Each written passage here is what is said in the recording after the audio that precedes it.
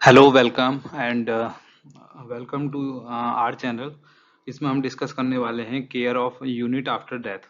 ठीक है, तो जब किसी कोई पर्सन की डेथ हो जाती है किसी यूनिट में किसी हॉस्पिटल में, तो उसके बाद में जो केयर होती है उसके बारे में यहाँ पे बात कर रहे हैं।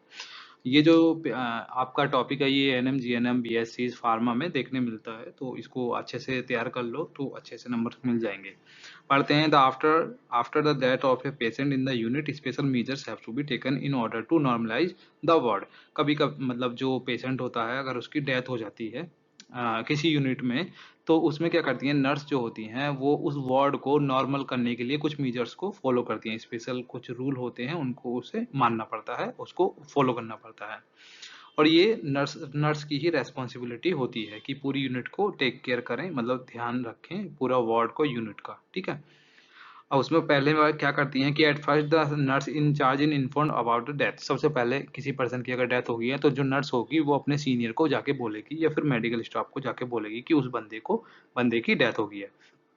अब डेथ की कंफर्मेशन होने के बाद में क्या होगा कि उसका जो रिकॉर्ड फाइल में जो पेशेंट की रिकॉर्ड फाइल होगी उसमें ये लिखा जाएगा कि पेशेंट की यहाँ पे इतने टाइम पे डेथ हो गई है या क्या रीजन की वजह से हुई है, वो सब लिखा जाएगा। इसमें थर्ड में आता है the death body is taken care of and send to morgue. जो भी मॉर्ग में मतलब अगर पेशेंट की डेथ होगी तो मॉर्चरी में उसकी डेड बॉडी को डाल देते हैं, भेज देते हैं। ठीक है, तो ये भी एक प्रोसीजर होता है उसमें। सो नेक्स्ट वाले में क्या है कि उसमें जो भी मतलब अगर पेशेंट की डेथ हुई है तो वहाँ डिसइंफेक्शन तो यूज किया ही जाएगा, क्योंकि स्टेलाइज करना है रूम को, है ना। इन्फेक्शन होने के ज़्यादा चांस होते हैं, तो वहाँ पे हम डिसइंफेक्टेंट का जो रूम होता है उसको यूज करते हैं। डिसइंफेक्टेंट यूज करते हैं स्टाइल करने के लिए रूम को। ठीक है, पेशेंट की वजह से इन्फेक्शन ना फैले। फ्रेश लिनिन का हम यूज करेंगे। फ्रेश लिनिन वो होती हैं जैसे कि गद्दे हो गए, उनका हम यूज करेंगे।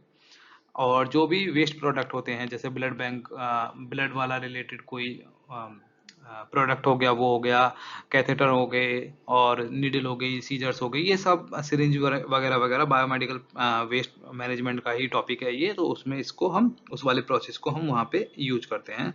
फिर आता है कि साइड लॉकर जो होता है, बेड के जो साइड लॉकर होता है जिसमें आर्टिकल्स पड़े हुए होते हैं और फोरेस वगैरह वगैरह पेशेंट का ही चीज़ें होती हैं वहाँ पे, उसको भी हमें क्लीन करना पड़ता है।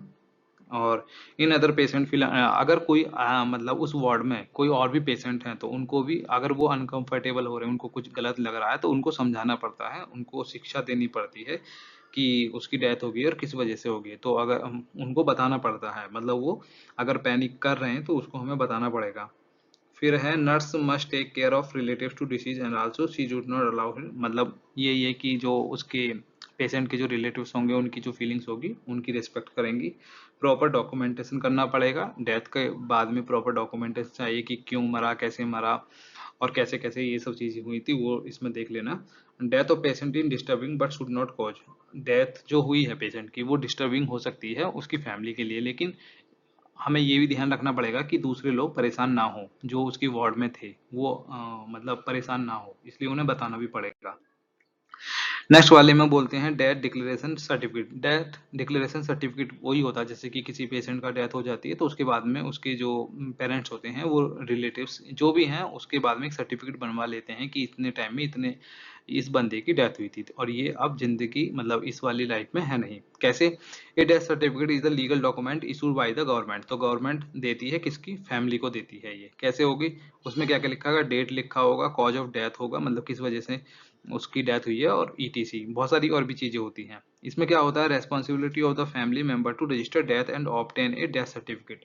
इसमें क्या है? फैमिली वाले मेंबर को ये बताना पड़ता है गवर्नमेंट को कि उस बंदे की डेथ हो गई है, और इस तरीके से वो एक सर्टिफिकेट बना के दे देंगे।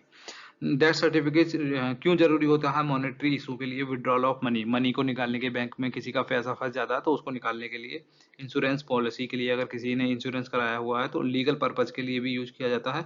इनहेरिटिंग जॉब और प्रॉपर्टी और ईटीसी, जैसे किसी की बंदे की जॉब लगी है, उसकी डेथ हो जाती है तो उसकी जगह किसी और को जॉब मिल जाती है उस वजह से, और प्रॉपर्टी के केस में ये इस तरीके से होता है। तो डेथ सर्टिफिकेट के बारे में देख लिया यहाँ पे, और उसके पहले हमने केयर वाला देख लिया।